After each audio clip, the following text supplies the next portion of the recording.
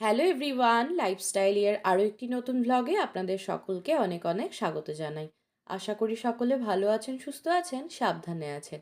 দিনটা ছিল একটা নিমন্ত্রণ বাড়িতে যাওয়ার ভ্লগ। তবে হ্যাঁ, বাড়ি নয়, গিয়েছিলাম একটা শিব মন্দিরে। আমাদের পাশের বাড়ি রাজস্থানী আন্টি, ওনাদেরই বাড়ির একটি বাচ্চার অন্নপ্রাশন ছিল। তারপর মন্দিরে ঢোকা মাত্রই দেখলাম সারা মন্দির জুড়ে এরকম রাজস্থানী ব্যান্ড পার্টিরা খুব সুন্দর এরকম নাচ গানের অনুষ্ঠান করছিলেন। তারপর বেশ খানিকক্ষণ দাঁড়িয়ে দাঁড়িয়ে ওনাদের অনুষ্ঠানটা দেখছিলাম। আর এখন চলে এসেছি মন্দিরটা একটু ঘুরে দেখার জন্য। আর এই শিব মন্দিরটা জানেন, রাজস্থানী আন্টিরাই বাড়ির সকলে মিলে প্রতিষ্ঠা করেছেন। আর যেদিন মন্দিরটির প্রতিষ্ঠা দিবস ছিল সেদিনও আনফর্চুনেটলি আমরা কেউ আসতে পারিনি। তাই আজ আসা মাত্রই একটু ঘুরে ঘুরে দেখছিলাম। আর এদিকে এখন দেখা হয়ে গেছে যার অন্নপ্রাশন তার সাথে। তারপর দেখা করে সবার সাথে একটু কথা টথা বলে নিয়ে এখন বাকি চারিপাশটা একটু ঘুরে ঘুরে দেখছি। আর এই মন্দিরটাই জানেন, শিব ঠাকুর থেকে শুরু করে সমস্ত রকম দেবদেবীরাই রয়েছেন।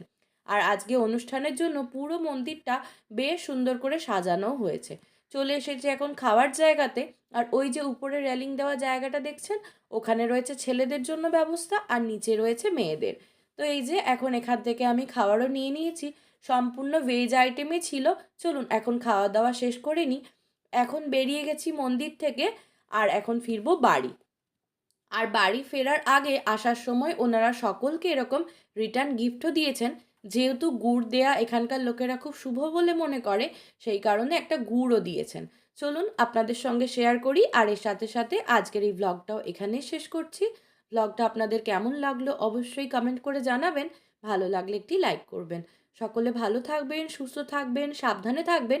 দেখা হচ্ছে আপনাদের সাথে খুব শিগগিরই পরের একটি ভ্লগে। ততক্ষণের জন্য টাটা।